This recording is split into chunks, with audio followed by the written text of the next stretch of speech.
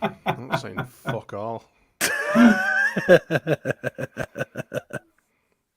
Is he not joining? No, clearly not, is he? Fuck him. Oh, he has started, this dickhead. Just as I was switching on somewhere else. Cheers for that, Luke. Thanks very much. It's appreciated. I was trying to catch Smarty out going on about somebody else before in the green room. I was trying to get him get an exclusive out there. Trying to get me to say some naughty words. I'm off the beer at the moment, but I couldn't do this pod without anything. So instead, I've brought a bottle of red wine up with me. So this might get dangerous. How are we doing, lads? We all right? Yeah. Could be dead. Well, yeah. It's been a day, hasn't it? Could be a lot worse, couldn't we? Do you know what I mean? I mean, we could actually be in relegation zone for one. Imagine how bad we feel then. It has been a day. Tell you what, we'll get an intro going and we'll get into it. Hi, this is Don Matteo, and you are listening to the Orta Know Better podcast. Let's do this.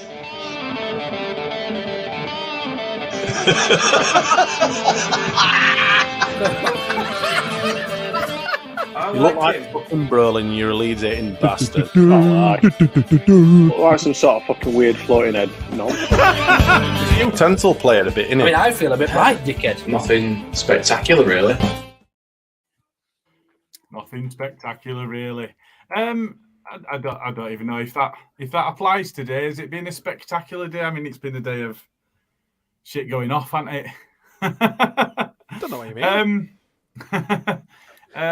So I'll be honest. I've been in the office today, so I've not followed things as closely as certainly some others have.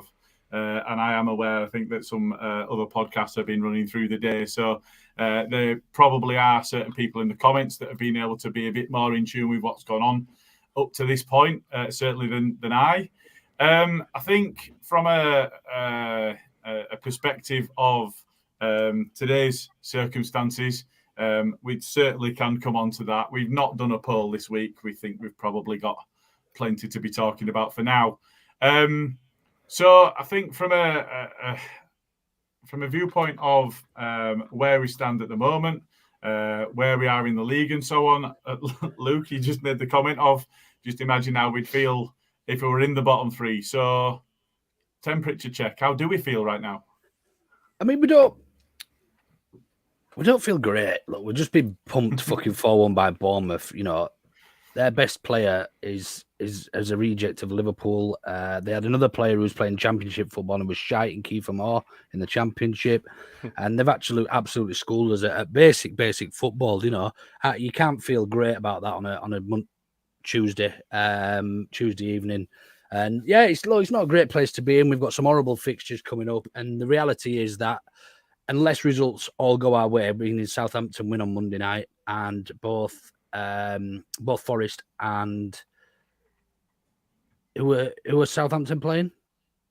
Forest, I think. Anyway, either way around, I can't remember. But yeah, either way, unless the results go our way, we're gonna end up in the relegation zone after the next game week. You know, unless all results go our way. At Forest. So Sunderland win, and then Everton have got Brighton, I think, and Leicester have got somebody else. But anyway, there's a good chance they could get beat, all of them. Obviously, Southampton and Forest can't lose, but I think we'd prefer Southampton in that one. But yeah, look, we are gonna be into the relegation zone at some point, I think, and it's up to us to get out. Then I don't think we can go relying on other results week in, week out, right up to the end of the season, because we'll just be an absolute wreck, won't we, between us? We'll be an absolute... we'll all be shaking like shitting dogs every day. Like will be? Well, yeah. I mean, I'm not too bad. If I'm honest with you, I'm not too bad. I've always almost made my peace with relegation now. You know, I almost know or I expect us to be there.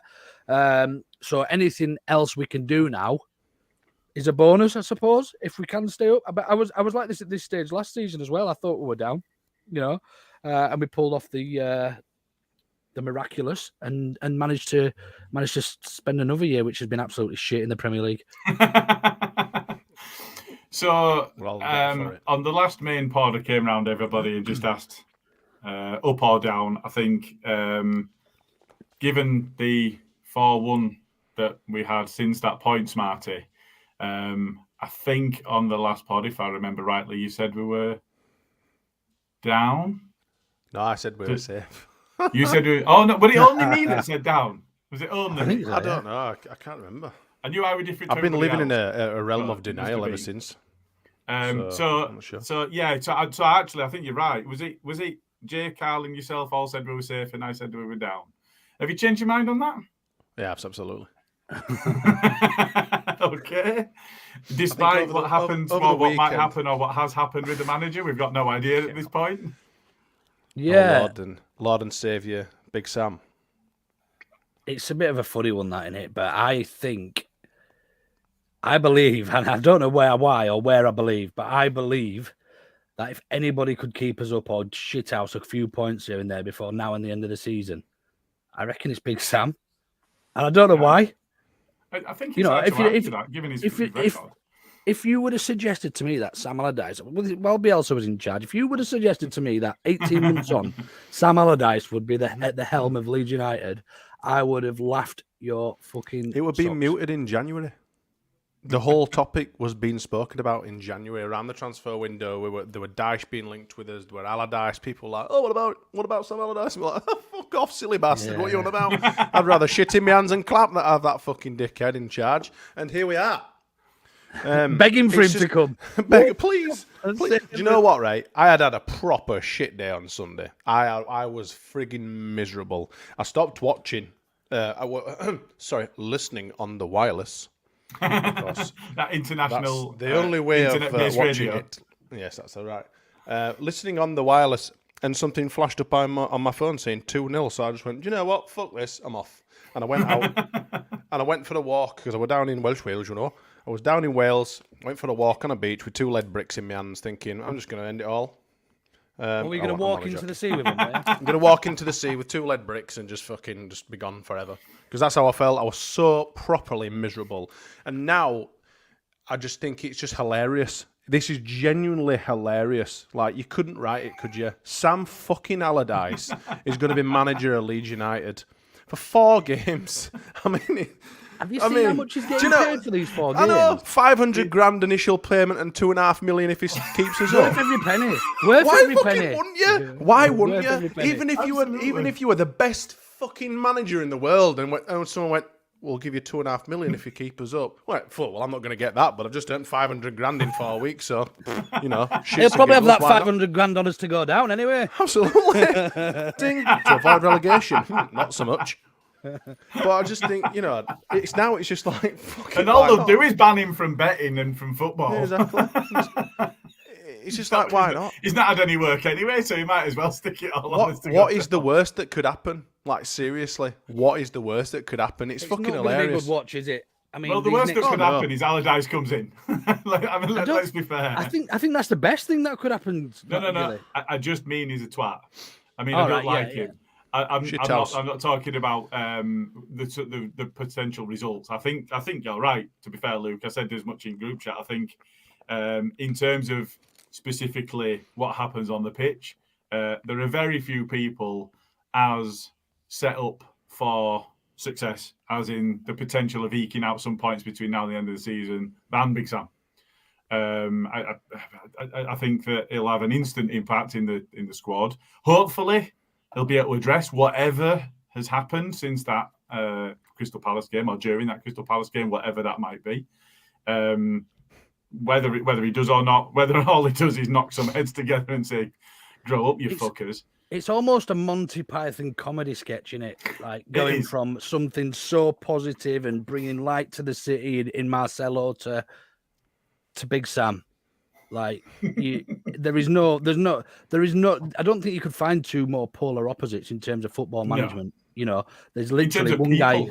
There's one guy who lives football, dreams football, so tactically aware, loves everything about it. Then you've got one who just says, right, every fucker behind the ball, we'll kick it long and we'll give it to the big lad and hope he nods it down for one of the wingers, and we'll try and shithouse a point. It's like we've come round from the biggest hangover ever. Like, you were getting pissed and Marcelo Bielsa were in charge and we just got promoted and we were like, and then all of a sudden, fucking hell. We were like, what? We're getting pissed. What were you like? No, and then all of a sudden we've woken up and it's fucking Sam You were like Allardyce in that. charge. And then you were like that. Don't know what you've been watching. Don't know what kind of filth you've been watching, lads. It's a family show. Not before 9 o'clock, Luke. Come on, 14 more. Oh, bollocks. But yeah, look, the fact that we're here laughing about it now shows what sort of, what the expectations are from us as a group and as a club and as a fan base. I think obviously I'm getting my 10% back. Mint. That's a good point. It just almost feels like, I think Carl said it a moment ago in the group, like we're not, we feel better now than probably we did Sunday because Orta's gone and we might be bringing somebody. There we go. I feel a lot better today than I did Sunday. It's not perfect, but it's a roll of the dice. There's that glimmer of hope somewhere, isn't there? Roll of the Allardyce. And there is a glimmer of hope. Roll of the Allardyce. Roll of the Allardyce. That is the name of the pod. So yeah, look. Minutes and we've named the pod. And I think I hate that. I believe, like, based on anti-football and Sam Allardyce, I hate to think that I actually believe that we might stay up because of it. Do you actually think he's going to do anything? I do. I think he will get.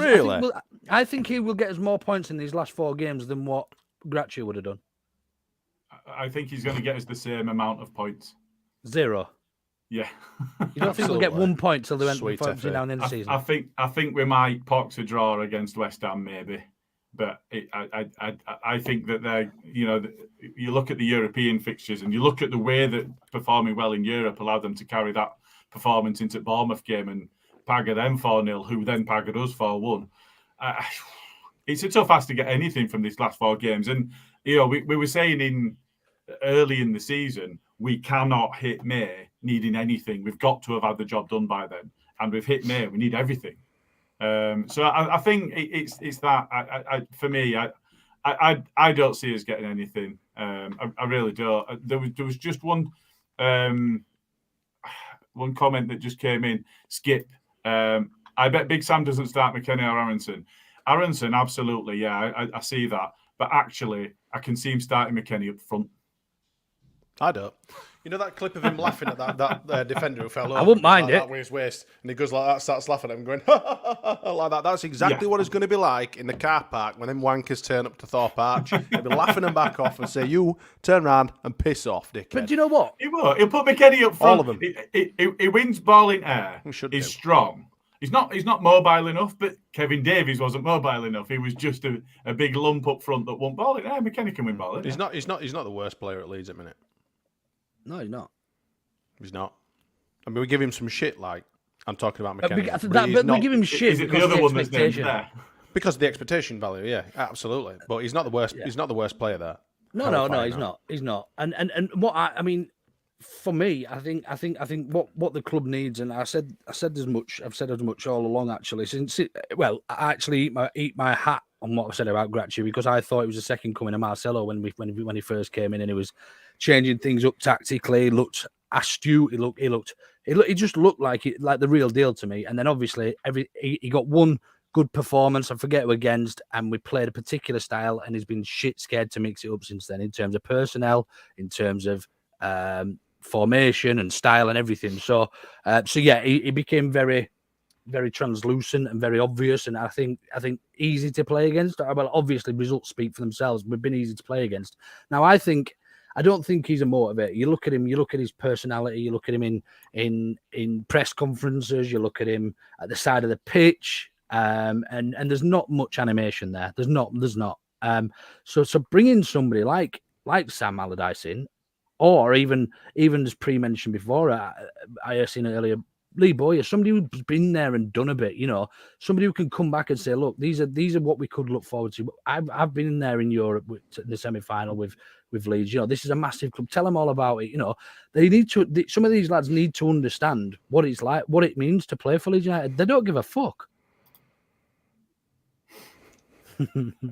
I said that over a few weeks ago. On toast. Best player in training will win a meat trade. Nah, you don't get meat trades much. You don't see him, do you? Yeah, wait. Too expensive. Tommy card. Yeah, that's what we need to do at the end of the season. That's what we'll do. We'll do a meat raffle.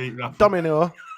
lucky numbers, all that sort of shit. Here, win an OKB beanie before we change the name. We're not going to be called OKB probably by this time next season. Yeah, probably not. No. No. So, Not. I think, I don't know. I saw another comment earlier when I was just dipping in and out of Twitter of, well, everybody's been saying our midfield shit, but it won't matter now because we won't use it. No, just straight over them. Just bypass them, and that'll come back. They'll just again, be there and as we'll an just extra two defenders to protect the defense. The 5 or 6 we've already got at the back. I think the aftermatch podcast, the Brady and Coke, was Jay and Carl. I've got to be honest. I was in a foul mood, and I've not done any listening to any of that. I don't know if you guys did either, but do you want to talk about the game? There's plenty to talk about. If you don't. I only heard 18 minutes or so of it. Well, right, you know what? And then you threw your dummy. And then I just went out. I just walked off. Like, nope, bye. Just on the game, and in fact, almost every game under Gracci, we have started very well in terms of our formation, our tactics. We've looked like a good side pretty much, and we look like we've set up right and how to play. You know, even against Arsenal, we started really, really well. Palace, we were 1-0 up till pretty much half time. You know, all these games where we've been hammered, even Liverpool within reason for the first half, 25 minutes, half an hour. We've set up quite well, and it just goes to shit. There's something missing, and I think that's coming from the players. I think it's their motivation. I think it's somebody needs, as Carl said a minute ago, the comment I flashed up. They need a manager who won't take that shit, who won't take slacking off and having a bit of a rest somewhere. You're easily exposed at this level. You can't have a rest. Look at have you seen the videos of Luke Ayling trotting back? Weston McKennie trotting back that led to goals. You know, that you can't do that at this level. You may be playing fucking right back, Luke Ayling. When Weston McKennie, you may be a central defensive midfielder. He wasn't even trotting at one point. And then he jumps as they strike it, as if to say, that's going to go over. Fucking straight in the top of the fucking roof of the net, the wanker.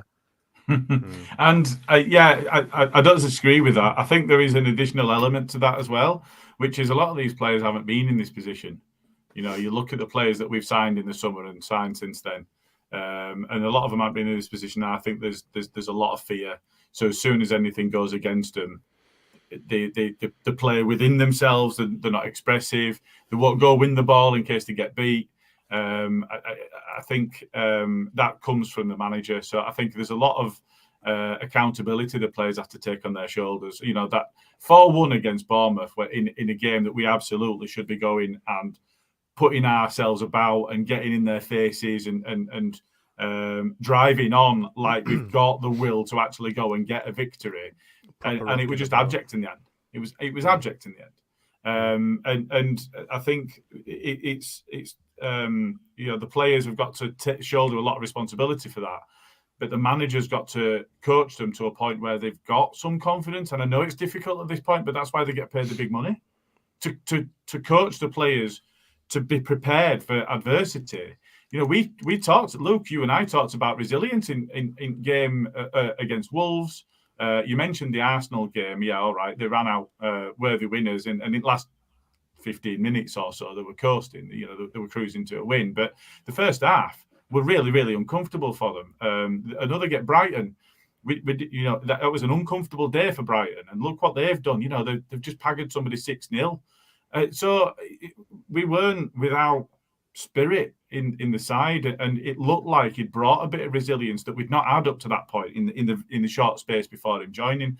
Although, you know, you could say that Scooby brought a little bit of that in Scum game, but all of a sudden it's just disappeared. It's just dissipated into the ether. And since that first Palace goal went in to make it 1-1, we've just had no spine. We've had no bollocks. We've had nothing. And I think that's why I say, actually, out of all of the people that have managed in the Premier League and have been linked and so on, Big Sam might be the one that can come in and have more of an impact than anybody else, because he's seen it, he's done it, but he is that sort of individual that's not going to take shit from any of them, and he's going to bang some heads together and say, pull your act together, and he won't be shy about that. I think And he's got nothing to lose. He's been relegated Absolutely. before. He's not in work. Absolutely. He's got nothing, absolutely nothing to lose. Like, he's got a £2.5 million bonus there. If by some miracle we eventually stay up, which is worth every penny, by the way. If he can turn it works around. out, It's an hell of a Greg's voucher, is that, innit? 2.5 million. You can He's got a breadth of buy some Toby experience as well, Carveries though. with that, can't he? He can walk into that dressing room and say, look, lads, this is how it's going to be. I've done this before. I've been here before and I've succeeded at this level. And I've succeeded in this absolute Shitsville, Tennessee moment that we found ourselves in. And this is what we need to do. Basically, are you with me? And this is what, this is the plan. This is how we're going to get out of it. And they're either going to be with him or they're not. And, in a few weeks' time, we're going to find out where, if we're in the Premier League still or if we're down in the Championship again. But like you say, we've got no to lose, have we? And to be fair, it's hysterical, but I'm quite looking forward to seeing actually how it pans out because, if anything, it's turned misery into laughter, basically. I just find it really, really funny. I mean, is it more or less banter than some of the other managers that we were linked with? I mean, Pardew. Is Big Sam more or less banter than Pardew? There's probably much of a muchness out there. No, much of a muchness, but Sam Allardyce is the original. He's the OG stayer, keeping teams up in it. He invented the game, didn't he? Is that not pure? Yeah. No, I'd say Sam. I think probably Big Sam. And he's an ex-England manager. Yeah. Best record. Not only that, but he's got the best record of any England manager ever. Never lost. 100% win ratio. It's unreal, isn't it? For us to be able to have the kudos of the most successful English manager in terms of win ratio. I mean, it's just unreal. You've only got to look at what Roy Hodgson's brought to Crystal Palace. Now, granted, they've done it a little bit earlier. He's already got links to Palace, and he knows some of the players. And look, they've turned it around and started performing for him there.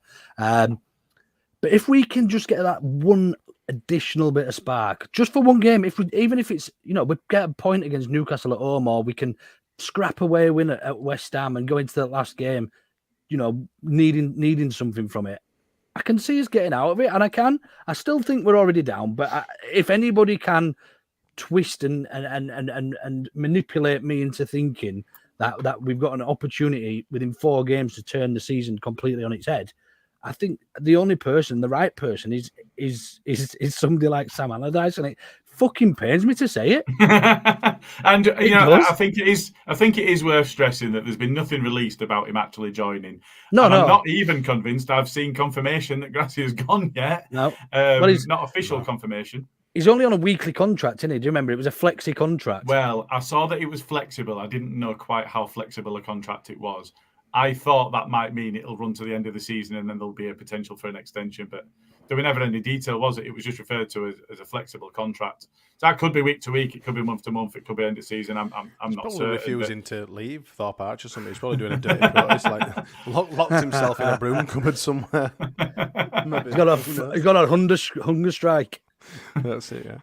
But I think I think just on that, we are talking about somebody that might be joining. I think it's expected to happen, but it's not something that's been released yet. But plenty of people are talking about it. The right people are talking about it. It's the signs, isn't it? You Fabrizio, but Phil knows fuck all these days. Yeah, I know, but Fabrizio does. So no, but even they've got it wrong, haven't they? Because we it was almost guaranteed that after Jesse Marsh we won't be getting Gracia. We were meant to be getting about 4 different managers before. Yeah, but none of them wanted to come, so it was literally a last chance saloon with Gracia, wasn't it? Yeah, and he's still here. We're still talking about him as if he's a has-been. He's still here, and he might. It's his birthday today. Happy birthday! I think it's his birthday. Bon anniversary. I don't know if it was yesterday or today, but it's still, I think it was yesterday, but yeah. But I mean, interestingly, the club not tweeting about the manager's birthday, which I think the club would tend to do if it wasn't the end of his tenure. And the other thing, Sam Allardyce is not an Orta type manager. No, absolutely not. No. So with Orta out, and Angus and Big Sam worked together at West Ham as well. They did, and so you mentioned that, and I was just about to come on to that. Is we've only got 4 games to the end of the season. 2 of them are sides that have sacked Sam Allardyce in the past. Scores to settle. So somebody's just tweeted the podcast just a second ago there. I forgot who it was. But they've said Phil Hay has said earlier that he's taking training tomorrow. Now, I don't know if that's White's forever. Ratchet or Sam. Because he's DM'd me at the same time. Phil? Yeah. No, White's Forever's tweeted the pod and he's DM'd me saying that Phil Hayes reported that he's going to be taking training tomorrow. Who is, though? Sam Allardyce. They probably need him to bust through frigging front doors and drag Ratchet out kicking and screaming. Like, come on. He's practically a bouncer anyway, isn't he, Big Sam?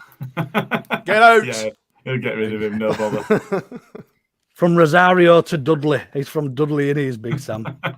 Dudley. Oh, is he Dudley? Boroy from Dudley. Where is he from Dudley? Yeah. I didn't know that, to be honest. I thought he was from frigging Lancashire somewhere. I could be wrong. Can I just point out, though, that Super Fat Frank's Chelsea are 3-0 down at half-time against Arsenal? Yes, I've seen it. Fucking hell, man. They are shit. They've lost every game since he's been in. Yeah. 6 in a row, is it?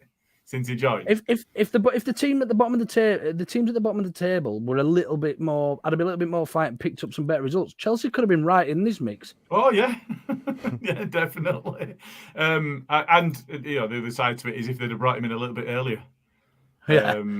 They've been fucked. It's really funny. I mean, I know that our sad demise, and we're all laughing about it because there's nothing else that we can do about it. But we haven't spent £1 billion. Yeah, well, it just goes to show that there are worse managerial, appointments to be made, and Chelsea are an absolute shining example of it. And to be fair, we've had 2 of them in the last year. Yeah, fair enough. Sorry, Luke. I know you liked Jesse. You are? Jesse Marsh. I would just say no. Hey, would we be in this position now if we still had Jesse, though? That's another question worth asking. It's same sort of question as it would have been. Would Bielsa have kept us up? Bielsa, yeah. I know. It's all. Well, no one will know. It's all. It's all. You can't. You'll never actually know the actual answer. So, the thing is, just a few of us have already said that we didn't not like Marsh. We wanted to buy into the whole Marsh thing. We've been open and honest about it. We all wanted him to succeed. The results were not there. We were losing. We weren't getting dicked. I mean, this we never got dicked. is getting dicked. This is getting dicked. But we were losing and we were going nowhere. And it thought, well, let's roll the dice. And get someone else in. Roll the Allardyce. That really hasn't happened either, has it? So what can you do? I think if one other stat that I saw just before I came on was I think it was 1968 or something like that. The last time that anybody conceded as many goals in a calendar month as we have in April in the top flight. But we set the Premier League record in February. 2 years ago. But that was the Premier. No, this February we beat it. No, it was 2020-21 season. I thought we'd beaten our own record for conceding. Yeah, we beat our own record in February, and then we've beaten it again in April. But we've now got the top flight record all time, not just Premier League record. It's just amazing. You'll never sing that. It's just amazing. Put that on a flag. We've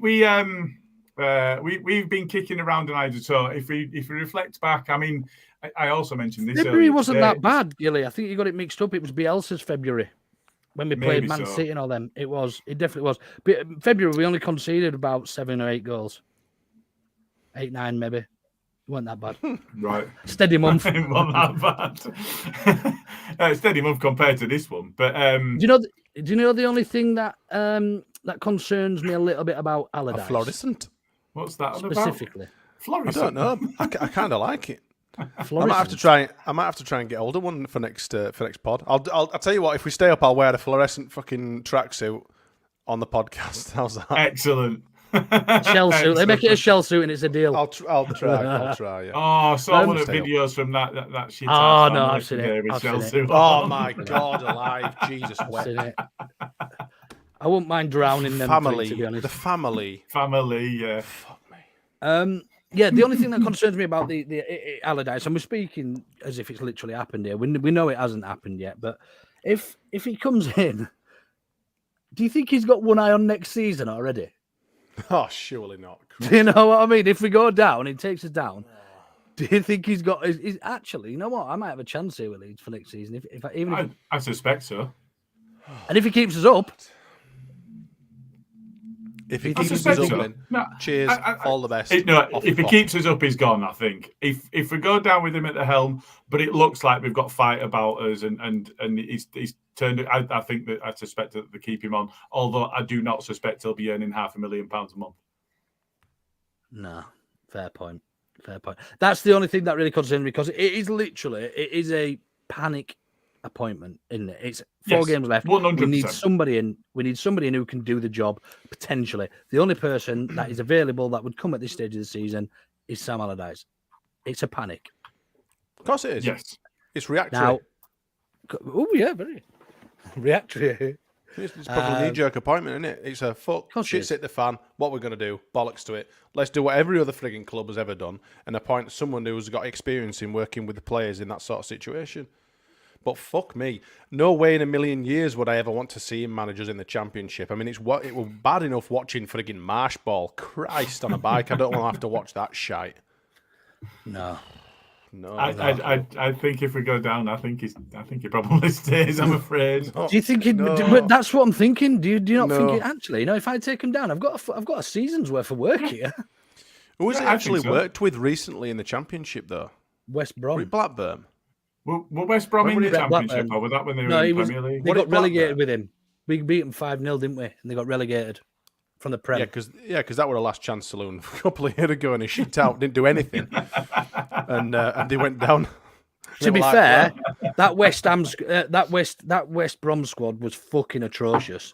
It was pretty bad. We've got a better squad than that on paper. I agree. Yeah, On on paper. Yeah, he's making them play. He's got a bloody job on it. I tell you what, But man, he's got a lot of tools to play with. I mean, I don't even like that. As soon as I started, I knew I'd gone down the wrong avenue there. It was one of those where I wanted to bring it back in and just have another go at it. But no, he has had success down there. He's had success in the Premier League. I think there were a couple of ill-fated ones, but he got West Ham playing good football when they'd been shit before. And the only reason I think that, thinking back, that they got rid of him is because the fans had just had enough of the type of football. It wasn't the effectiveness of the football. He got promoted from the champ, and then they were, but then they completely changed the style. Well. Yeah, But, not in the Premier League. Not playing well. I mean, it was effective, but the fans wanted rid of him, and the pressure built and built and built because they weren't playing nice, flowing, sexy football. Well, he's not a sexy football person, is he? But less confidence. I mean, I think that. I was going to go on to that a little bit and just say, we've got 4 games. We've got Man City. I mean, miracles do happen, but more than likely, I'm not going to go there. So you got Newcastle, West Ham, and Tottenham. For him to literally pick them up and do something with them over the next 3/4 games, it's never happened before. Never happened before that. Not in this situation. Not as bad as in this. a million years. But we are record breakers. If anybody can break the record, it's usually a negative record that we break. But God. So one other thing I wanted to touch on was there is something that genuinely has happened today, so Orta's gone, and I think there's been a lot of content. There's been a lot of people putting together their lists of the hits and the misses and is this a new subscriber? Hello. That's your mate. That's thingy. Wife Trader magazine. Please get in my DMs. Thank you. That's why it's forever in it. He's got the same picture, I think. That's quite funny.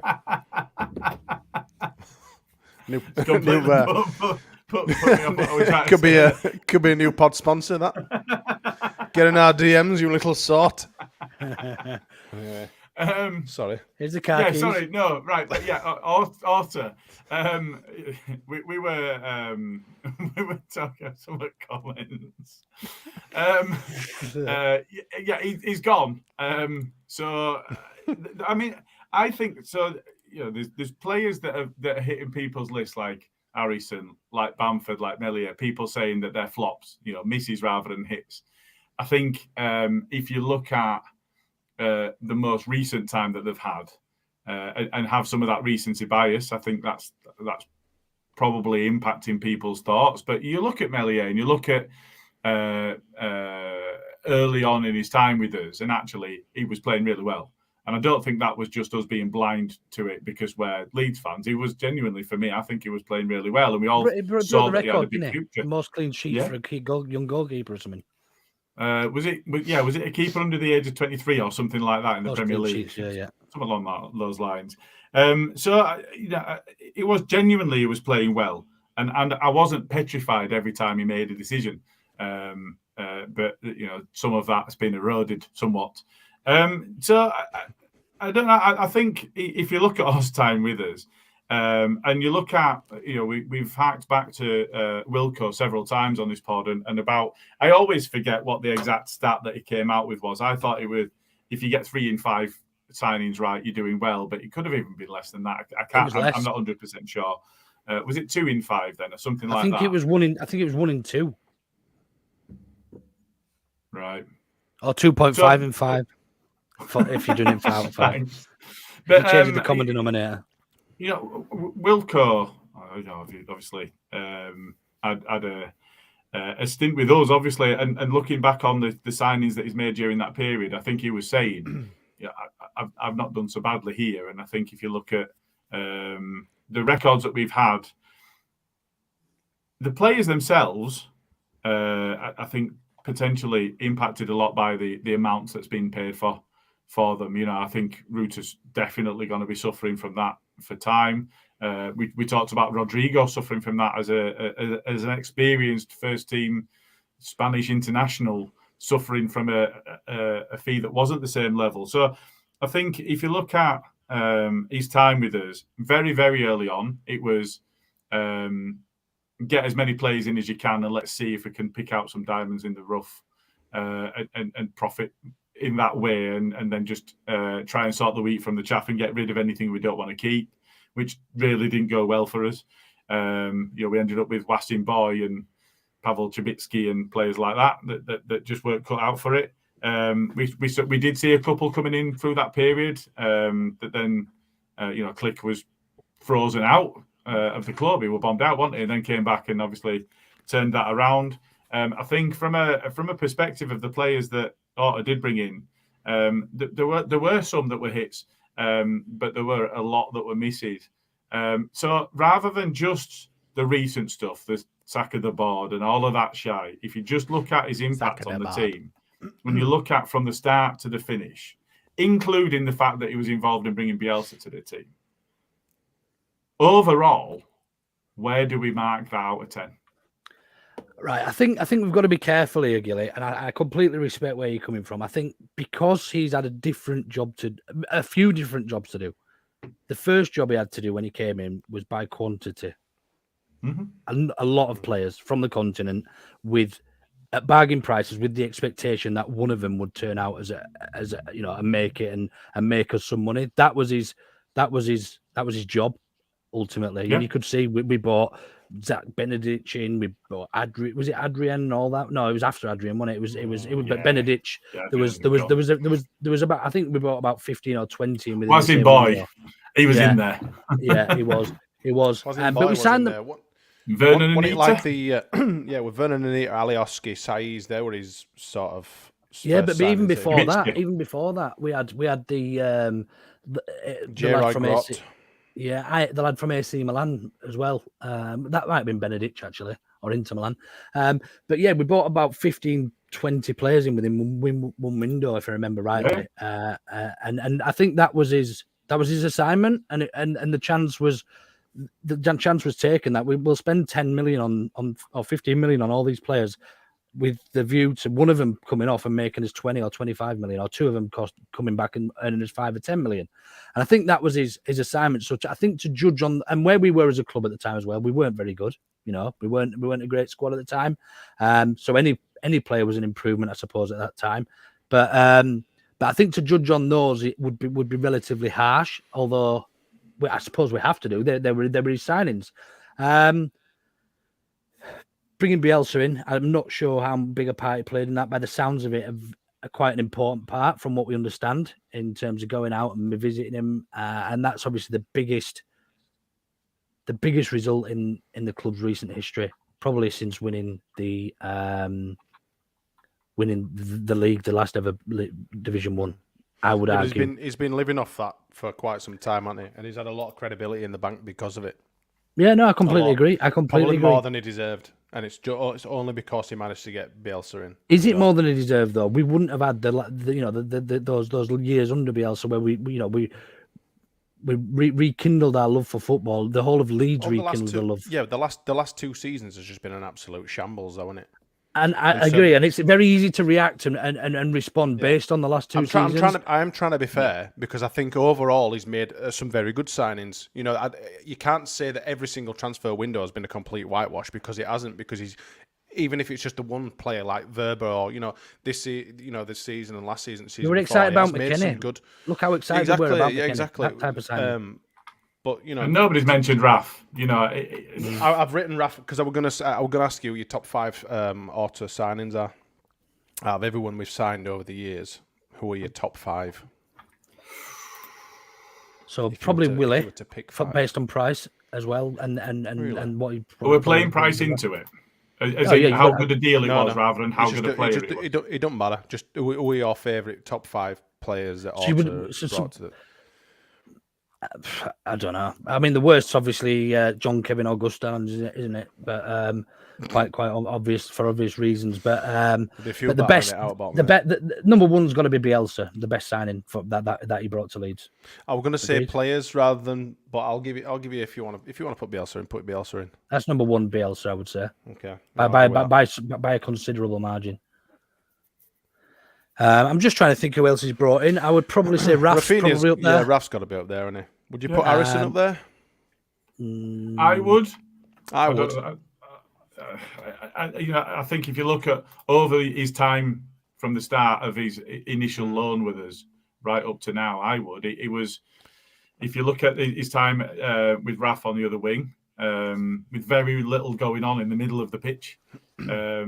With Bamford being injured and off form, Rodrigo being injured, and so on, he finished our second top scorer, second assist getter, second only to Raf, who then went and joined Barca. The season before that, he was our second highest scorer behind Bamford. I think that even the same was true the season before. So I think over the course of 3 or 4 seasons, and again this season, he's got more than double any assists that anybody else has got in the squad. Yeah, all right, his goals have dried up a little, but I think he's still in top 3 or 4 goal scorers. I don't think Hernandez was an Orta signing, was he? Hernandez wasn't. Before. No, he wasn't. He Neither were Janssen and Hernandez came over Monk. Paddy was though, wasn't he? Yeah. Patrick Bamford was. Click was. Alioski was. So if we're talking about favourites rather than best, well, it's up to you. Whichever way you want to go. And that's what I'm saying. So I mean, I think everybody would have Bielsa as number one if we were including staff. So I think that's just a given. But in terms of favourite players, I like the shithousery. I like I loved Alioski. I thought he was brilliant. The Gianni Calm and the screaming in the swimming pool at Calvin and Arpo Halme when we played it with Barnsley. He's not talking to us anymore. What's Matt Arpo? Tunnel. And then ragging Tunnels around when they're all lining up Arsenal before kickoff. Yeah, well, it just scared the shit out of the opposition because they were like, "What on earth is this guy doing? What is he on?" And then obviously he just ran his blood to water in every single fucking game. Peppa Pig, that's the one. Peppa Pig. Peppa Pig. And Arsenal, that's it. Saiz makes mine as well. Saiz is one. Yeah, I think Saiz makes man for an impact certainly player. At the level we were at, he was so technically gifted, wasn't he? You just wondered if he just didn't have the stones. No room for Felix Wiedewald in there or Yosuke Ideguchi. Well, I mean, Ideguchi, we just ruined his career, didn't we? We bought him we did, we could sell some shirts, and then we sent him to Germany anyway. Yeah, it was bad, that. I mean, nobody's mentioned Izzy Brown. Oh, yeah. If he scores that free kick at the end of the derby game, Jesus, he could go on and be a world star. What about Costa? There's lots that we could probably get into, and again, I think just to go back to the original question, Gilly, in terms of a job that he's done for us, and I think we've got to be fairly grateful for some of the things he's brought us. But ultimately, it hasn't worked recently, and the recent signs he's made haven't performed. And that's what he's going to be judged on, and not just the players, the managers that he's brought in. You know, he was meant to have scouted Jesse Marsh for 2 or 3 years as a natural. He'll never lose that, will he? That's going to live with him. And that's what's going to live with him, yeah. And ultimately, I mean, he has brought some great players. And look at Max Wober, looks an absolute bargain. Tyler Adams, we've got you got Willie Nunto, Somerville. These players are probably going to go on and play at better clubs or bigger clubs for now than where we are. You know, they're probably going to go and represent play in Europe and whatever else, which we probably won't be doing for very, very. Let me just sort my dog out. You don't remember people for the good things that they did a lot of the time, especially staff. You remember for the fuck ups and the shit things that they did. You know, and unfortunately for him, you know, like this transfer window that's just gone, we should have bought an out and out, you know, number 10, probably another midfielder and a striker. We should have bought a striker, not a prospect, not a, you know, a potential great signing for the future or whatever. We should have gone and bought. I'm not saying we should have bought Danny Ings, but that kind of player who could instantly impact the. We're not going to do this, I understand, but it's those little things.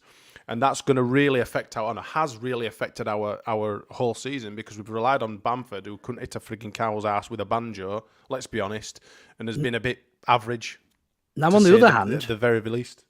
On the other hand, how much influence have the 49ers had to some of these signings?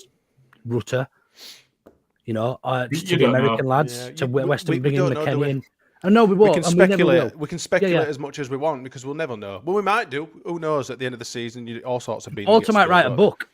Yeah, maybe so. Somebody's going to write a book about what happened at Crystal Palace. Yeah. Someone's going to say something anyway, apparently, about what happened in the changing rooms against Crystal Palace, because he was there. Not until June. Fucking arsehole. Richo, just while we've got you on there, mate, who's going down this season? Which 3? Because I know you're an Everton fan and you do join in very, very often in the comments. Good evening, mate. Thanks for joining. Who's going down? Which 3? Should get him on for laugh. Fancy making an appearance, Rich. Come on, let's share the misery. So yeah, no, I think because of that, and because of such a high that we had under Bielsa. Look, there's been lots of lows under Orta as well. I would say it's a steady 7, maybe push. You know, for free, the job is done. You mentioned the lows. So let's just highlight some of them. We ain't got time, mate. We're only going to go we for ain't a got little time. bit. We know. I think we all know Surely the lows, Wassim Boy. Surely he's the winner. Yeah, John Kevin Augustine, easy. Oh, I mean that. But a lot of the John Kevin Augustine stuff was. I don't think a lot of that was Orta. It was legal, wasn't it? They've taken advice. Yeah, it was legal, but I think a lot of that was Rads and the legal team rather than it being Orta. Take that, Richo. Sorry to hear. It was Orta's signing, though, at the end of the day, wasn't it? He signed an absolute frigging broken. Did you see the banger he scored last week in Europe? No, I don't want to either. Because we spent 40 million quid on a player we don't have. And it's like, all these players that are just absolutely dog shit, and we're scraping bottom at frigging Premier League, and it's like, oh, look how good John Kevin's doing. And it's like, oh, fucking mental. Bless him. Why don't I go and stub my toe into that brick wall over there while we're at it? But yeah, there has been lows. There has been some bad lows. There have been a few, haven't there? There have been a few. What's that? We do have some stats, comments. That's when they lost. Things like that, you know. Yeah. And it is that. It's sack the of the sack board. of the board. Sack of the board. Yeah, Sack of the board. Absolutely. Oh, yeah. Fucking, I'd love to stick his finger up his ass. The one shush thing now, I would say, shush now, you prick.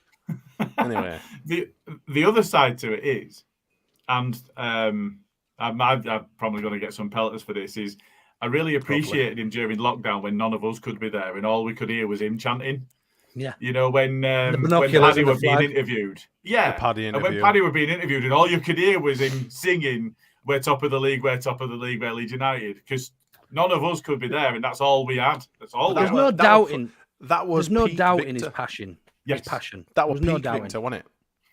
And he does, I'm sure he does, like you've said, he does love the club and he thinks a lot about the club and he wants the best for the club. But unfortunately, I think he hit a ceiling.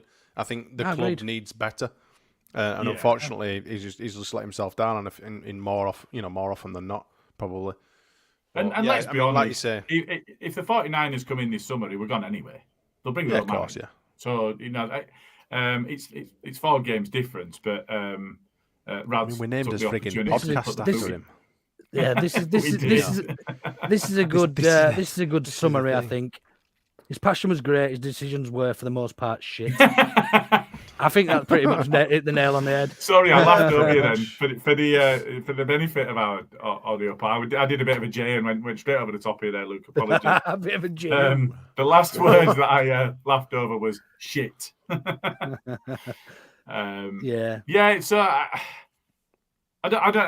he needed to go. I think he needed to go some time ago. And if you can believe some of the comments that have been said, I don't know if Rads has said this or if Rads has been quoted or this quote has been attributed to Rads, but someone said,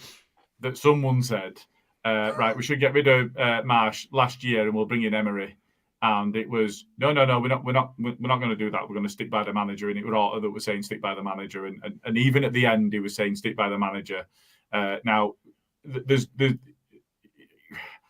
is a game of politics now, isn't it? It's who can come out of this with any face saved at all. So you've got no idea what is it. The top man is in PR. He knows how to spin something, even if he's been shit with us. Sorry. Just on that. What about this bloody text that's gone out? That's been shown. Rads' text that has let everybody down. Oh, the one that's gone to a DM gone to someone else. He's been battered to death. That's all about saving face, isn't it? Yeah, let's be honest. I'd like to think so. You probably would do. I mean, it's a bit of a grasp in it that you can spin whatever kind of fiction you want. I mean, the guy's literally been speaking one word, this, that, and the other, and then Bosch, you get a nice little sentence there, knowing full well that it's going to get screenshotted and sent out amongst the fan base. Oh, I tell you what, it's like when the Bellends were sat, all 3 of them. I can't remember which game it was. Might have been Palace, and the camera. They were all sat there. I mean, Rads were picking his nose and had his sunglasses on at a fucking night game, for Christ's sake. And then camera panned round to me. Aksad, really quick. Oh no, what an absolute shambles this is. All that fake bollocks. It's just shite, innit? It's just bollocks. I mean, I will say, Rads is devastated, absolutely devastated. I'm sure Not only does he look a prick for the comments early in the season, but it's his pocket that's been hit, and that's what it won't like. Absolutely. So he genuinely will be gutted. That's not for us and how much it hurts us and how much it affects us. And the football is for the fans bullshit. It's been seen for the bullshit that it is. The football for the fans stuff, I think, was very much about, we've not been invited to this party, so that we're going to make sure that your party don't go off, and we'll make sure that we look after our own. But yeah, just to reflect on it, that he was a passionate individual, a fiery individual. It led him to be a knobhead towards the fans in the end, and that's where he's lost us, isn't it? That's unforgivable, because they needed to remember that they're in charge of something that's ours, and they're only there temporarily. But what I don't agree with, I mean, they did come out with that time, didn't he, saying that he was being targeted personally by family and phone calls and all that sort of stuff, right. But look, we wish him well, and we hope he goes to a relegation rival next year, and we stay up in the Premier League, and they sign all our shit. Okay. I'm just going to spin through some of the comments. Oh, go on. Yeah, sorry. We did ask Rich, who was an Everton fan, who he thought was going to go down, and he seems to think Southampton, Everton, and Forest. Now, we would snap your hand off for that, Rich. I hope so. I really hope so, Rich. All the best. I mean, I'd take it, because I'd take anything given at this point in time. I'd love to see them go down as well. No offence to you, Rich, or anything like that, but I would love to see Everton go down, just so they can see how frigging miserable it is down there and how shit it is. It's not just that, and for me with Everton, I look at Everton a lot of the same way that I used to maybe look at Man City, as in I hate Liverpool, so I've got a bit of an affinity for Everton, and I hate the scum, so I've got a bit of an affinity for Man City. I've always thought of them that kind of club, but I hate their ownership. This bullshit about Russian money coming in to pay for their training ground at £10 million a season to name their training ground and that sort of stuff. The stuff that Price of Football have covered with us and so on. I think they mentioned that one when we were speaking to Kieran Luke. I think he mentioned about Everton and some of the potentially, allegedly dubious financial streams coming into the club. So it's less about the fans. And even, some of their players wear knickers and bra, that's fine. That's okay. If that's what they want to do, that's not an issue. It's the ownership that I didn't like. And the fact Did you see that sitter he missed the other night? That was worse than Paddy's. It really Fucking was. hell. It was more difficult to miss, wasn't it? But yeah, and of course they had Fat Frank. So any failure is attributed to him as well, which is always great. Which is nice. So just to cover, if you can smash a like, do your retweets and all that stuff, that'd be great. Just going to spin through. So, Luke, apparently you've got the job of renaming the pod. Yeah, it's going to be called Luke's job. Yeah, it's under construction, but yeah, we haven't got a fucking clue. We've added an N on to the name. Well, we haven't done it yet, but we are going to add an N on. So we're going to be. There's going to be some lengthy decisions. We're going to get one of them flip charts. We're all going to get into it. Brainstorming. It's not. Everybody gets one proposal, and we'll just duck race. Yes. No, God, no. I tell you what, I did like one of the suggestions earlier. Was it the Strachan one? Short Strachan sides. Oh, that's short Strachan sides. I did like that. Carl and Jay. I mean, Smarty, you've got a wonderful head of hair. Don't get me wrong, but I've got none at all. I think when it comes to Carl, I'm not certain that's actually his. I'm not certain Carl's hair is actually his. I think that could be a wig that he just swaps to make it look longer, and then he says he gets his hair cut and just goes back to the shorter wig again. And Jay's fooling no one. Where's the pod jumping leprechaun? Is that? Is that pod dodging? Is that what you were after? Yeah, I think so. Yeah, he's Scottish anyway. Yeah, he's Scottish. Along. The pod name's actually even better now. It's like an ironic name now. The madman has fucked off. To be fair, it was. I mean, we did quite rate him with his antics early on. But it was always fairly tongue-in-cheek. I mean, it was never because we loved him. It was what on earth is that guy doing, and how has he got a senior job at I think, to Premier be fair, League football club? We're probably sexing this up a little bit more than we should, really, because we thought, right, we'll do a podcast, balls to it. No one's going to listen to us, so it doesn't matter. What can we call it? And there were a couple of really poor ones. There were some good ones. And I think it was Jay that went, oh, what about Orta No Better? Oh, that's hilarious. Let's go with that. And none of us has remembered the name properly anyway. The amount of people. Hang on a minute. You got it wrong, and Stats got it wrong every week when he was with us. Orta knows best. Cy Johnson's Orta never better knows. Simon Simon Johnson came on here, didn't he, about 20 times, and he never got it right once. And then the amount of times we've been on like Joe's podcast and Orta Matt and I went on all Leeds TV, and nobody could get it right. So it's pretty much, it was almost dead then. We should have just sort of fucked it off, but we just thought, you know what, we're too tenacious. Let's carry on. That's it. We've got the resilience, even if the players aren't. That's right. Joe, Leeds should not be entitled to expect more from McKenna than your beloved Bielsa players. It's kind of pathetic how much this club is influenced by emotions of unstable and delusional fans. Do you know what? I'm just going to echo something that Smarty said before about Jesse Marsh, is we all wanted him to succeed. And we all, I think, to a man, were excited about McKenna coming in, and we all wanted him and want him to succeed. He's just been shit. He's done 2 ways, unfortunately. It's been crap. There have been some passable games, the Forest game, Scum game, where he attained an average perforance. And Fulham, actually. Was it Fulham recently? Leicester. All right? Leicester. The first half in Leicester, he did. Leicester. And to be fair, when Rodrigo went off, that changed, and little to do with McKenna, I would say. But on average, his input has been wide of the mark. I think he's fair to say. I would have loved nothing better than for the Americans to excel, than the manager to excel, and for us to take all of the Americans' money. All of it, send it over, buy our shirts, buy our merchandise, watch us on TV, fucking absolutely all of it. But unfortunately, it didn't happen like that, did it? And that's just fucking it. Just here we are. I'm wearing Aronson a white is top fucking- and drinking red wine. Don't do that while Sorry? I've got a mouthful of red What wine. colour sorry. wine? What colour wine? It's the only time Gonna red do is some- acceptable. It's going to do some UB40 shit in here now. But yeah, it's just unfortunately that the Tyler Adams is the only decent one out of all of them. But, you know, shit happens, eh? But take Pulisic, though. Yeah. I mean, why not? You Yeah. got an add-on over him coming, didn't you? I mean, it would have been nice if he'd have joined. He got I an got an add-on add-on over over him him coming. I coming. said. That is what I Wonderful. said. Oh, yeah, we are penalty past the watershed now. Oh, yeah, no problem. Jammy's in. All this trouble at Leeds has aged Carl recently, bully. Let me just see if this will show.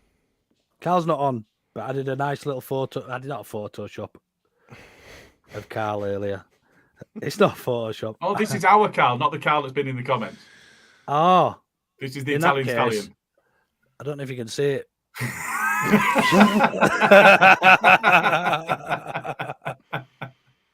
He's not being mean to Carl behind his back, by the way. He did send that to him earlier. But this was the alternative. This is what. That is Carl fulfilling his obligations of the challenge while on an exercise bike in the gym, I think, wasn't it? I think his response just, what the deuce? What the deuce, yeah. Couple more comments that I just want to mention. So, Bandy's in. Sam Allardyce, this is a bad move. He was a seasoned man when he got involved with match fixing when he was England manager. Why would we open ourselves up to this nonsense and disrepute? I mean, do you want to answer that one, Luke? Yeah, because we're fickle as fuck and Premier League football means more to us than anything else. Yeah, our morality is now in the sewer. Sell your grandma to stay in Premier League. That's literally. That's about it. You know, we're just in a position where we'll trade anything to stay in the Premier League because we know how. We'd even have devastating Arabs. it'll be We'd even to have. not We'd be even have there. the decapitators in, wouldn't we? We'd just let them take us over. You know what I mean? Potatoes. Can I just say at this point, views are of individuals and not of the podcast as a Yeah. whole. If you're going to come for any of us, come for the one that said it. Don't tell them my address. We should do like a TV sitcom, The Decapitators. Stop it. Oh dear. That'd be great. Great TV viewing. And then just the last one is, I think Allardyce can keep us up. Thanks for your question, Tom Brown. In short, Yeah. No, probably not. No, No. in And my Luke? opinion. I think if anybody can, he can. But I still, I don't think. I think it's too much. I think we're relying too much on other results going our way now. It's a If bit too anyone far. can, Isn't it? he I think can. I think I fully agree with that. There are very few people that could have the impact that he will be able to have, and the impact that he'll be able to have probably won't be anything like enough. That's where I am. Right, we've got through the lose your heads. Read that out, Luke. As my grandma used to say, if it works, fuck them. Feed them rice. Hey, your mate's been in comments again. Whom? Mr. Dodo. No, Oh, Jojo. Your squad is shite. He's got the Depressing. same name and two different Arguably, spellings it of the wasn't same until name. the Americans were in it. Yeah. Yeah. Funnily and weird. Make weirdly of that enough. what you will. Yeah, we had 4 Americans. I mean, 1 in 4 is not what One's great. what One's Wilco was brilliant. saying, was it? I'd let him come home and meet my sister anytime, Mr. Roberts, Mr. Adams. Mr. Robert. He'll Mr. call Wrong him Tyler, Tyler. that man. Yeah, Tyler, wrong We're Tyler. back to Absolutely. old people Tinder again. I want to meet Jammy's gran. She works in Winston's. Hang on, there's another one there. I'd have my grand down on Sweet Street or tending tables at Winston's for a stay up and a top 10 next season. That's a different take on that. I'd sell my gran. Yeah. Okay. Yeah, look, and unfortunately, that's the way the Premier League is now, isn't it?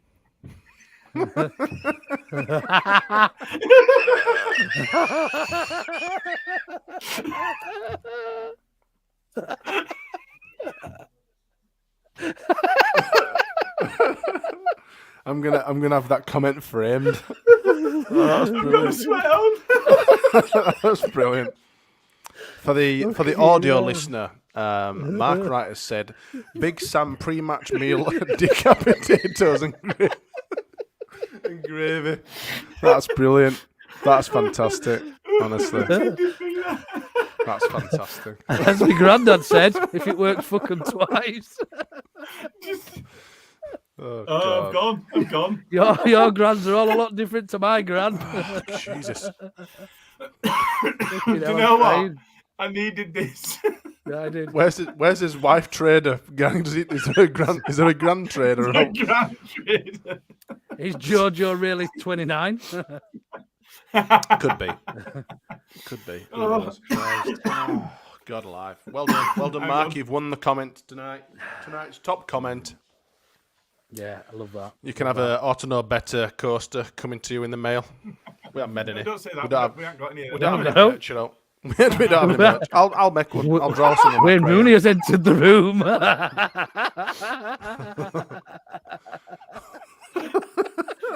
fuck's sake.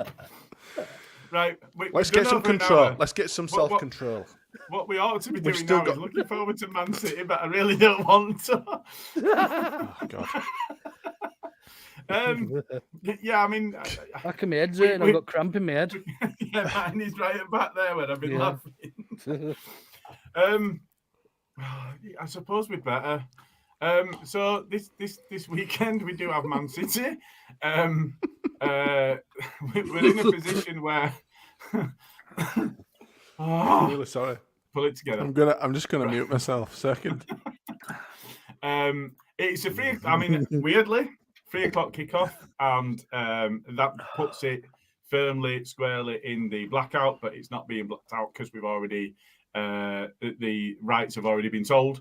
So we are going to be broadcast during that 3 p.m. blackout, which is just really strange, isn't it? I mean, we saw this during lockdown, but it's a money game, and that's exactly how it is. So I think it was supposed to be 3:00 and then move to Saturday evening, and then move to Sunday, and then move back to Saturday at 3 p.m. So Sky TV is fucking shit, and all of the others that broadcast as well. They're all yes. much of a much. I think it started off with ITV's fucking shit, and Satanta Sports. Satanta Sports. Didn't it start off of when Leeds fans nicked a boom mic and took it under the stanchion at a non-league team? It was at Histon. I was there. It was ITV fucking shit, and they couldn't find the mic to turn it off. It was just behind the goal. I was there. It was literally right next to me, and there was I forget who the guy it was, but it was a big, tall fella, and he had hold of it. And he took it, and they couldn't unplug it or anything, and everyone just kept singing it and singing it and singing it. They couldn't turn the mic off, could they? I mean, that's just amazing. So, yeah, I think that's the first. I mean, certainly the first time I heard it. But if you look at some of the comments online, one of the comments that I had that I saw was, and I think I might have even mentioned it earlier on this pod, was Man City won't be looking forward to playing us like we're not a pushover anymore. Like it's a Bielsa Leeds of oh no, won't be looking forward to that because we're going to run us into the ground. They'll be well looking forward to playing us. It'll be a nice run out for them in advance of Real Madrid. So I think it's their away fixture against Real the week after us, and then they play Everton, and then they play Real at home. So given that we've got no idea whether Grass is going to be in charge, whether that's going to change and become Sam, whether that's going to change and become somebody else, and it could be Scooby as an interim. We've got absolutely no clue who's going to be in charge of our club from a managing, coaching perspective going into the weekend. Given that we're in a position where we've no director of football, probably means that until a successor for that role has been found, either whoever's going to be managing and coaching the club is going to be doing that job, or it's going to be Rads and Angus. Given all of that, and the fact that Man City just appear to be this juggernaut that cannot be stopped for love nor money, what would, Smarty, I'll come to you first, what would be a good result against them? Well, funnily enough, I'm just Googling what's the biggest deficit in goals ever 9-0. in the Premier League. Is it 9-0? 9-0? Well, there you go then. So anything And less than so that, you know the request a bet. Is it Sky Bet that do request a bet? they only go up to 9-0, don't they? No, they went to 8, and they've now extended it to 10 for this particular fixture. Oh. And I think And what Leeds are are the the same exactly? odds. 200 Leeds to to 1. win. Leeds to win 2-0 is the same odds as City to win 8-0. Fuck me. Well, I mean, we could look at it from a positive sort of angle and say that if Mr. Allardyce does come in and shithouses a little bit, we might only lose by a few. However, if our Mr. Gracia is still in charge, then I would play... Well, I don't think we've got enough defenders at the club, to be honest, because I would just literally have every single person just stood in a great big fucking line, rugby tackling, just getting them yellow card after yellow card after yellow card, just rugby tackling Ireland. I don't even think they'd probably be able to. I think it might just brush them aside. It's been quite difficult. I think if you look at some of their fixtures recently, they've had players that have been trying to foul Haaland to stop him that haven't been able to stop him while fouling him. He's too strong and he's too quick and he's away. I would think play we are absolutely fucked. Our biggest 11 players and stand them all on the goal line for 90 minutes. Proper anti-football. Just like all that hanging off. And 2 keepers.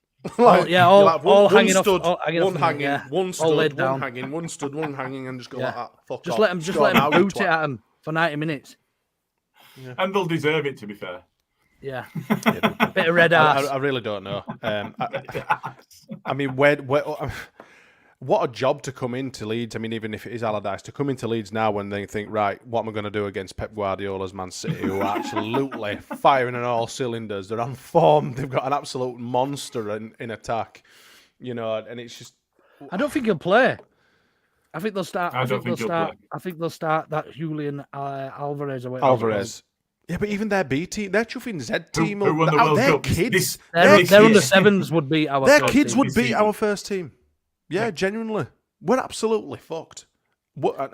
Fair play to anyone who's going to watch that, because Christ. I think there are some. I've seen some. Yeah. There are some. You'll be getting... Pornhub will be there filming it. 11 men getting fucked by another 11 men. By a Viking. Yeah. Yeah. I think anything less than the record Premier League score is a result.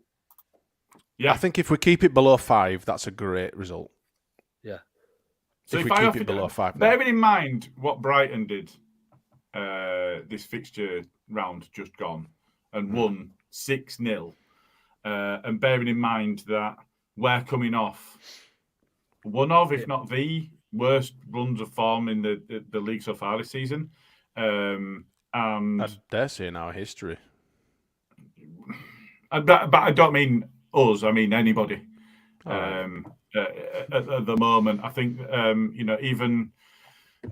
so let me just double check. So, Everton have got 2 draws. We've only got the 1. Forest have got a win.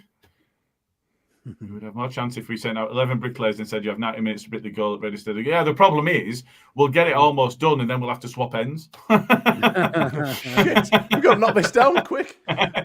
Bring your No, just leave it. We're not going to get anywhere near it. Yeah, it doesn't matter.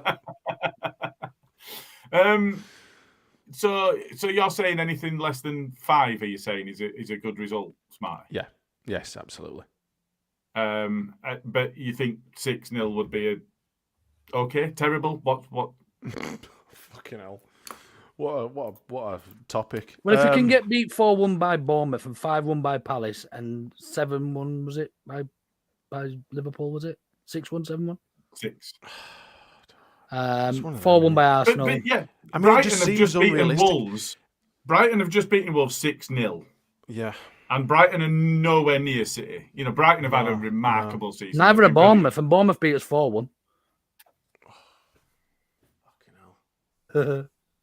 It's like asking who you want to babysit your kids at West St. fucking McCann's, innit, or something. I'm sorry to put you in this position, Smarty. It's just horrible, isn't it? I mean, we are going to absolutely... I did tell you I didn't want to talk about it. I know, we're just going to get dicked, but it's like 7-0, 8-0. Who knows? Who knows?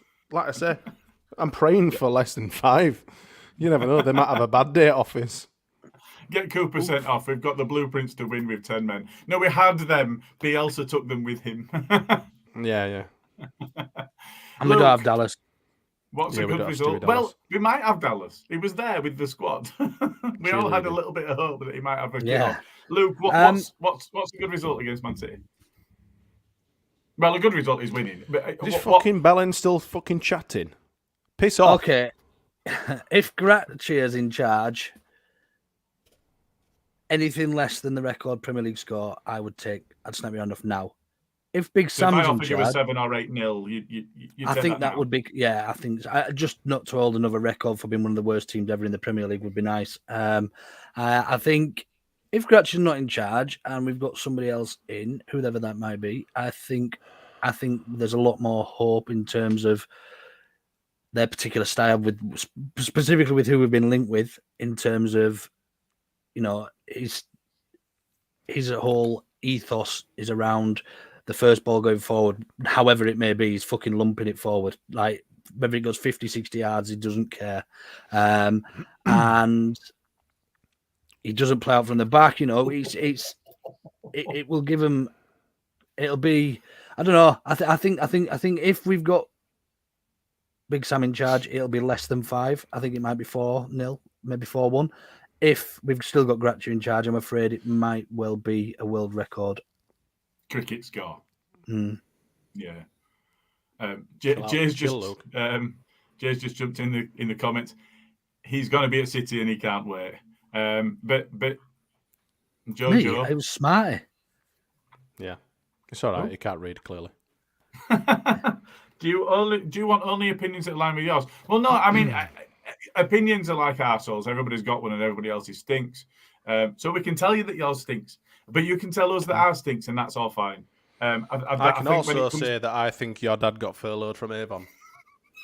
And that I bet your breath stinks. Because that's just my opinion.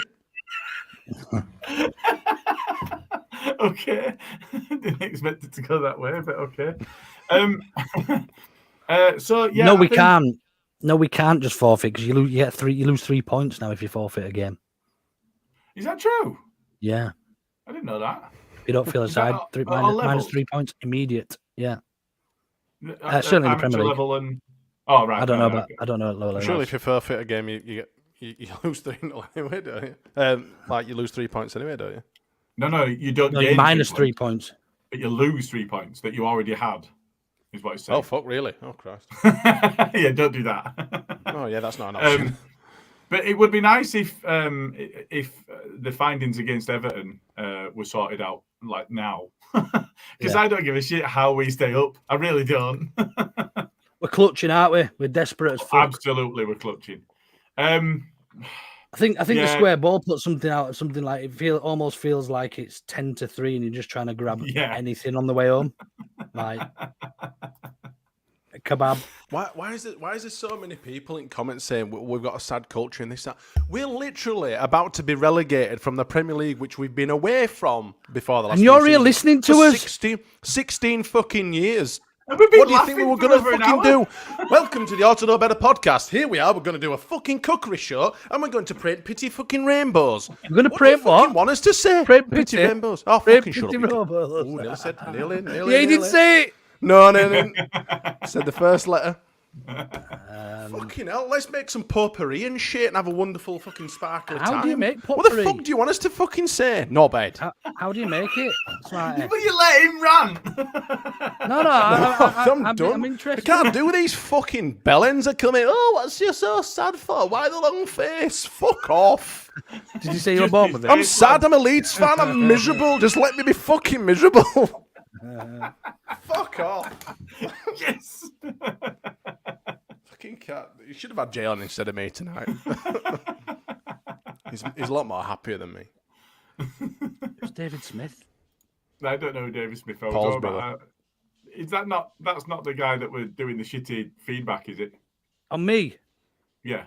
Yeah, it is. I think, but yeah, they're not related. I don't think one's American and one's not. This is like one of my favourite jokes. Is this? Well, like that. What do gay horses eat? Hey. Hey. Did we both do that then? Yeah. Did you? Anyway. Oh God. How does it? Oh, I've forgotten the Get joke. this, lad. Don't worry. Ario, miserable is like us at Forest. If you have something in common, get yourself on. Come on. I'll bring the acoustic guitar. We'll sing Kumbaya and see how fucking shit the world Actually, is. hang on a minute though. But I'm sure I saw his in post earlier saying that they weren't going down. You probably might not do. Leeds, Everton, and Southampton down. He says. Yeah, fair You point. can't be that fucking miserable.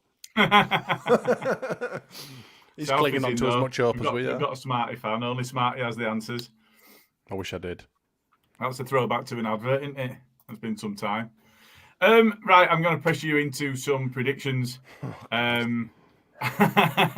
We've got no idea who's going to be in charge. We've got no idea who's going to be playing. No idea what formation's going to be. No idea who the director of football is or who's going to be in charge on match day. And I'm still going to ask you for some predictions, please. Don't forget to like and subscribe. Nobody say anything yet, because Jay's in the comments and he's top of the league, and therefore he goes first. Yes, of course. Why is a different opinion shifty feedback? I don't know. I'm just pressing them all. Don't start vacuuming yet, Jamie. We've loads to do. It's flashing lights telling us last orders is fine. We're not kicking out just yet. Come on, Jay, hurry up. Wouldn't it be Leeds if it wasn't like this? We're going to be sat in here in. Oh, here we go. I'm not going first, lads. I'm not on. Shut up, you little germ. Get your prediction in. You signed up to going first by being top of the league. It's got naught to do with being on the pod or not. So if you don't go first, you get a -3. Ooh, nice. I'll go first because I don't give a fuck about the league anymore. Put your comment in private chat. Ooh, and then I'll capture yours while we wait on Jay. 13-2 to City. I like Christ. I don't think we're going to score 2. That's the problem. Yeah. We might get 1. So the first fans prediction that I can see is Mark Jones in with a 3-1 Leeds. He just shithoused his fellow fans. They're getting nothing. I mean, we are in that position of we could catch him on an off day. Are we going to be seeing pictures and videos of fireworks outside the? Do the Man City even stay in a hotel before their games? Who knows? I should imagine they do, but it'll be on the training ground. I think. We'll need to find. So I've put mine in the private chat so that you know what it is. Smarty, you're irrelevant. What's yours? 8-0 City.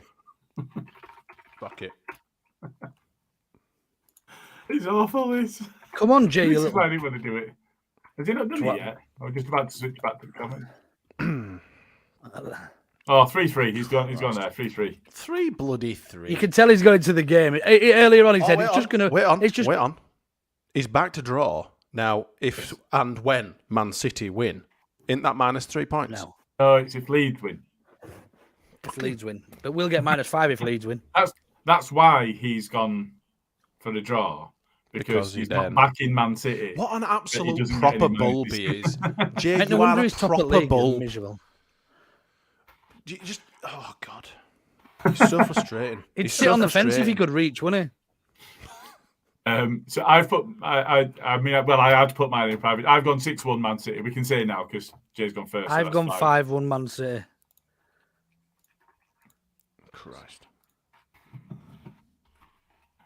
I mean, see, it's not going to be pleasant, is it? We know it's not going to be pleasant. Robert agrees.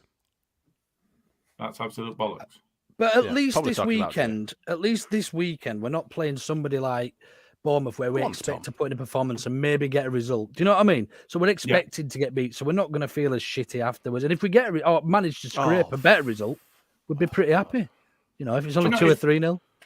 I mean, there's a lot of 2-1s, 3-1s. There's a lot of 2-1 leads that's going on. In fact, there's a 0-0 there. There is no. I mean, I would genuinely, if I was a gambling man, which I'm really not. I won about 250 quid 2 years ago, and there's about 200 quid left in my account. I've not won anything since. That's how much I spent on gambling. Get it all on the draw. I genuinely, 0-0 is. I guarantee it's not going to happen. But Luke, here's a question for you. I meant to ask it earlier on, and then I completely failed to do it and forgot about it. But what are you going to get tattooed and where if Big Sam keeps us up?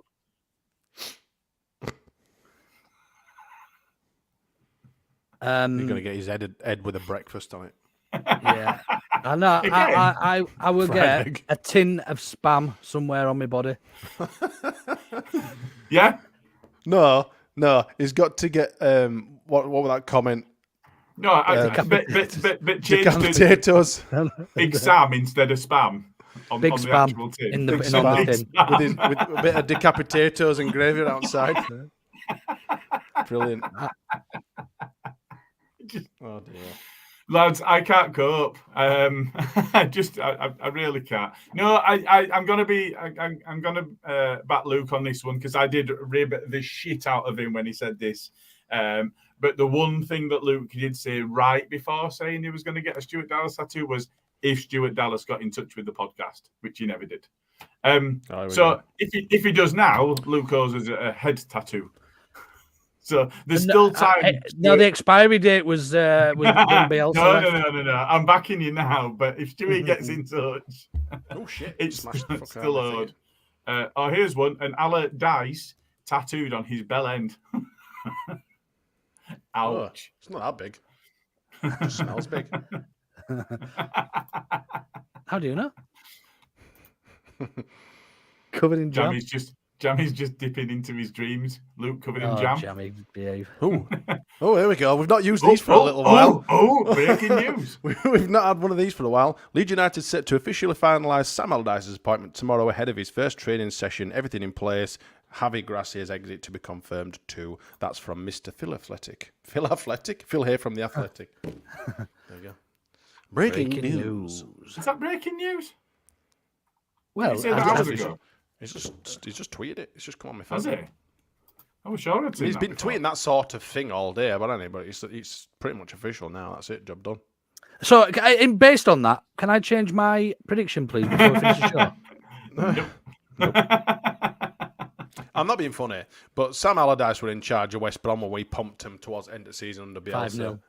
And do you know what I mean? So that I don't mean jack shit. They were shit though. West Brom were proper shit. Yeah, but we're shit. Yeah, but we're proper shit though. That squad this season, I was saying this on Joe's last night. That squad has had some great results this season and played some decent football in stages. Yeah, but we're also the record-breaking conceding in a single month in any top-flight season in the history of football in the English leagues. This past month. So he's gone now.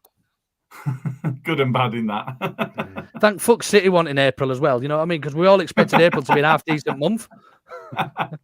Expecting Gore 99 has gone 5-3 Leeds. What a name. I mean, that would be a thing.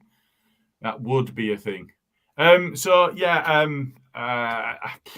head's gone, lads. I've got your predictions. I get everybody else's predictions. Have you got anything else that you wanted to say on this lovely podcast of ours? No, because we'll lose subscribers, and that's not what I want. Okay. So it's best I say quiet for until at least. Oh Christ, yeah, I'm on Baradi and Coke on Saturday. Oh, cool! Yay! Fucking hell. Hang on, who are you on with? Is it Positive J? Oh Christ, I hope not. I don't think you are. I think it's Jay and Carl. No, it's me. And Jay then. It's definitely me. Fucking hell. What a depressing. And he's got to have been to the game, so he's going to have had to watch all of those goals raining. I like this name, John Kahuna. Oh no, it's me and Carl.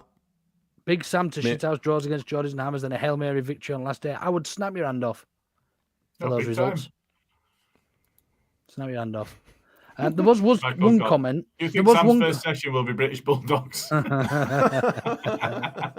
was one comment coming earlier from Mr. Dodo. Leeds fans are the ones complaining about Big Spam. West Ham Newcastle fans have got a bit of a sweat on. And I also think that the other teams down at the bottom might actually be a little bit more concerned that we're changing managers at this stage of the season. The same way we all were when Dyche went into Everton instead of Fat Frank. And Hodgson. we're under no illusions though that they're exactly, throwing bunting around and getting the sparklers out. They're in the shits, just like we are. But yeah, you're probably right. If I saw one of the other teams, employ Sam Allardyce, I'd think, well, actually, they might pull themselves out of this. But I think if Sam Allardyce had gone in at Southampton when they got rid of Rich still watching? Godrod, Nathan Jones, I'd have thought, oh, shit. That would have worried me because You're not on. Got them favourably. Sorry, that was me, Smarty. You're not on, James. You were supposed to be on this evening, but you shut out. You probably sat in your little paddling pool outside your door again. Anyway. Oh, hang on a minute. Here's the thing. Glenn Hayes is taking responsibility. I wrote Rad. I'm guessing he either tagged him on Twitter or DM'd him. I wrote Rad when I was pissed after seeing the Bournemouth hotel video. In my rant, I told him to get Allardyce and offer him $1 million to keep us up. I may well be responsible for this shit show. Well done. I don't think it's total responsibility for the shit show that we find ourselves in. There's a good chance you might have saved our season there, Glenn. Well done. Yeah, Luke, anything else to add? No, just to apologise for everybody that's sponsored so far. I'm having to retire at the moment through injury for the 400-mile walk. How much have you got left to do? I'm about halfway, I think. So I'm going to just take a few days or a week out of doing anything on my knee. So, yeah, I'm still going to do it, but I'm just going to add it on to the end. So it won't be done by Spurs away, but I will still do it. So those who sponsored, thank you. You might have to tag someone in and get them to cover you whilst you're... Gilly actually politely offered to do some additional biking to the 6 million miles he walks a week and donate them. And I thought, I'm not the charity here. I am not the charity. I don't need any donations. But no, I'll be fine. It's true. I've got tendonitis and my knee's fucked at the minute. So yeah, too much. Get in the wheelchair. You can count rotations. Yeah. In the wheelchair. Not that one. Just do it downhill. Just go down loads of hills. Frigging Brian Potter over there. Chuck it back in car, drive back up to the top of the hill, and then just. It's a 20-foot cock and balls, man. Sammy the Snake. Anyway. So you do, yeah. I mean, just Glenn back in. If we stay up, I'm dining out on I kept Leeds in the Prem for life. Haha. Take it, mate. You can have that. No problem. Yeah, just as an expansion of what Luke said, we are still in the 400-mile challenge. So there's 5 of us that are doing 400 miles each. So that's 2,000 miles across 58 days across the 5 of us. We are still on track, there or thereabouts. I just need to update the data from the last day or two. But as a group, we are still on track. So things are going well. Don't get me wrong; it's been tough at times. But yeah, we are getting there, and we'll share the Just Giving link. Thank you so much. I mean, these guys are chuckling at the comments, not at the things that I'm saying, but thank you so much for everybody that's donated so far, everybody that's liked and shared and given us some support. It all helps us get through it, because it is Smarty and Jay shat themselves when I told them what the challenge were going to be and distanced themselves from it from the start. I didn't shit myself. I just said, "You're fucking stupid," is what I actually said. I went, "Not while I have a hole in my ass will I be doing 400 miles. Sorry, no, it isn't happening." I said, "You're stupid." I went, no, I think what I actually said, what, as a group? And you went, "No, individually." No. I went, "No, thanks." No, thanks. Not for me. Cheers. So yeah, no, we're in a position where things are still going well with it anyway. But we have, we've raised an amount that's more than covered off the reason for doing it in the first place, which is brilliant. And that was the initial target. And anything anybody else can spare, it's all gratefully received. So thank you very much. To be fair to Jay as well, I thought I'll stick up for Jay to be honest, because it might be 400 miles to us, but it's double the distance for someone like Jay. It's not the same distance. It's just double the steps. It's double the steps for him. That's what I mean. Like, he's having to do twice. Anyway. That's a bit harsh on me, Jay. I'm sure. He's on about himself, I think. Oh, he's on about himself, right? Yeah. I thought he's got his brave pills. I was just having a look through the overlays to see if we still had the picture of Luke. Hang on a minute, here we go. It's going to be in wrong place. Brilliant. That was great. That. Hang on. Here we go. There Yes. we go. We had it on for ages as well, and he didn't even realise. Yeah, he didn't notice. He kept looking down at something. Because he kept looking down at his phone. And... Yeah. Yeah. Oh dear me, boys. So no, genuinely, just a reflection on that. Thank you everybody that's donated and so on. We're definitely going to be getting through it. We will 100% make sure that we get all of those miles done. As Luke says, some of his miles may be beyond the target date, but we'll make sure we support him past that line, and he'll be fine. So yeah, thank you everybody, and thank you everybody that's got involved in the comments tonight. We know it's a shit show at the minute, and all we can do is laugh or we'll cry. So thanks for going on that journey along with us. I don't know about you two, but I feel better for this. I was dreading this. Laughter is the best medicine. Laughter is the best medicine. It is. Wine If helps. you can't laugh, red wine, obviously. If you can't laugh at the situation that we're in, then it really ain't for you, is it? Football, like, especially being a Leeds fan, you've got to laugh at yourself sometimes. Exactly. So. You got to laugh at yourself sometimes. So loads of people watching and listening tonight as well, though. Like, I've noticed the numbers tonight. Really good. Thank you. Misery loves company. Yeah. Yes, please subscribe if you haven't already done. You can hear more of our wonderful rants. I'm going to start doing knitting lessons. I'm going to start doing knitting lessons and shit and potpourri classes through fucking summer. Crochet. Love that content. Love that content. Get that content. Book club. Oh, that's Jay. You can't read. Make your own butt plug out to plaster of Paris with me. Jay Carter. Yeah. Do you know what? I watched The Chaser earlier or yesterday, and one of the questions on there was, this was to the chaser in the final chase, what's a frisbee made out of? Well, go on. There's a few of them. Plastic. There's plastic ones and rubber ones and frisbee. Are you talking about frisbees or something else? I had a flexible rubber one that flew for miles, and there was a triangular one as well when we were away. Anyway, they were made out of plastic, but he said rubber and it was wrong. What a tool. Rubber. There you go, you see. No, I mean, the shit ones in 80s with like tiny little dome in the middle, and it were rounded on outside and it went nowhere. That's what you call it now. Are you on about one of them fucking things that you do that with on a string? A Diablo? Diablo, yeah. No. It was a flat. You two are that old. You used to play with cup on. It had a tiny little dome in the middle of it, and it was rounded, and it just didn't fly anywhere. It was shit. Weirdly, I used to teach people. I used to have a little polystyrene boomerang as well, that had 4 edges on it, and you could throw it around your room and it'd come back to you, right, little one. Yeah, they weren't as good as the polystyrene planes. I did say butt plug out of plaster of Paris. You didn't hear correctly there. Yeah, that is what he said. I did exactly say that. Yeah, and here is the book club, and I heard book club, and then Smarty went butt plug. Butt plug. And so Ryo, who doesn't support Leeds, I'm assuming he's a Forest fan, he's going to sub. Laughing he's a great mental health and is in the shithouse with my club this year. Nice one. Thank you, Ryo. Everyone is welcome. We aim to be like we're mates in a pub. We pretend to be mates with each other. I think we pretend pretty well. Yeah. I didn't expect to be talking about frisbees, but that's taken us another couple of minutes. But I say, fucking hell, we've been going in now. I've been trying to wrap it up for the last 20 minutes, and this fucking keeps talking. I've got a story about Hal Robson Cano as well. Do you want to hear it? Do you know what? I'm just going to finish it there. Thanks, everybody. We'll see you soon. Take care.